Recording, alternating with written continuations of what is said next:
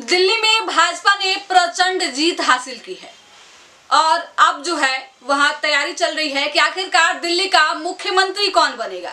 कई नामों पे इस बार जो है वो चर्चा चल रही है कि दिल्ली की कमान आखिर किसको सौंपी जाए। लेकिन इस बीच आपकी जो करारी हार हुई है वो क्यों हुई है, इसके पीछे का रीजन क्या है और क्यों अरविंद केजरीवाल जो है वो सत्ता से बेदखल हो गए, इन तमाम मुद्दों पे आज हम चर्चा करने का थोड़ा सा प्रयास करेंगे।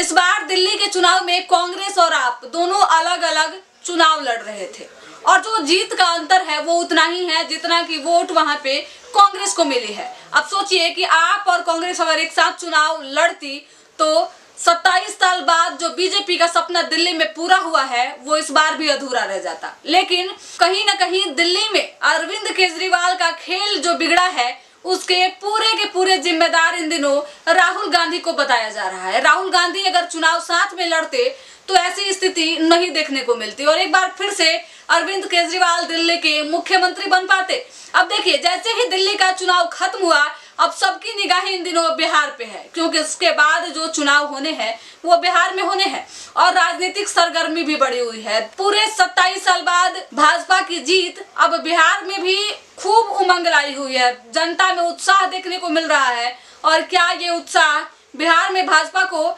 सफलता दिलाएगी या फिर कुछ और वजह है? क्या जिस तरीके से आपका समीकरण राहुल गांधी ने दिल्ली में बिगाड़ा है उसी तरीके से बिहार में तेजस्वी यादव का समीकरण और खेल जो है वो राहुल गांधी बिगाड़ देंगे? क्योंकि इन दिनों जो चर्चा चल रही है वो ये है कि आरजेडी और कांग्रेस के रिश्ते इन दिनों बिहार में भी ठीक नहीं चल रहे हैं।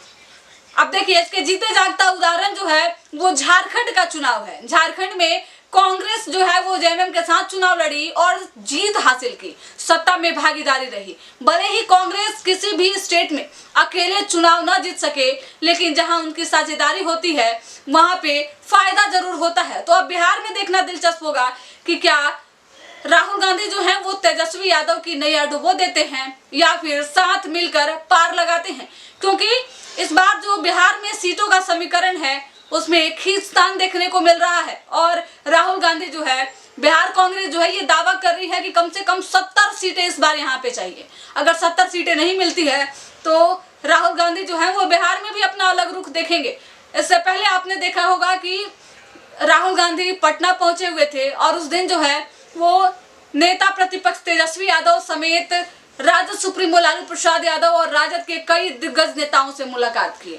उस वक्त ऐसा लगा कि राजद और कांग्रेस के रिश्ते इन दिनों ठीक हो चुके हैं। लेकिन इसके बाद दूसरी बार जब राहुल गांधी 5 फरवरी को पटना पहुंचे तो बिना किसी राजद के नेता और राजद सुप्रीमो से मिले दिल्ली लौट गए, जिसके बाद से चर्चा चलने लगी कि अब बिहार में भी कांग्रेस और राजद के रिश्ते ठीक नहीं चल रहे हैं और इसका असर चुनाव में देखने को मिलेगा या फिर इसके बीच जो है वो कुछ बड़ा खेल हो सकता है, क्योंकि चुनाव नजदीक है, निगाहें बिहार पे है और पार्टियों में जोर तोड़ की राजनीति खूब चल रही है। देखना दिलचस्प होगा कि दिल्ली की तरह भाजपा बिहार में भी फतेह पाती है या फिर बिहार में तेजस्वी कोई कमाल दिखाएंगे। जो जोड़ी आप और कांग्रेस की दिल्ली में नहीं दिखी वो बिहार में तेजस्वी और राहुल के दिखेगी या फिर नहीं, इस पे आपकी क्या राय है कमेंट करके जरूर बताइएगा।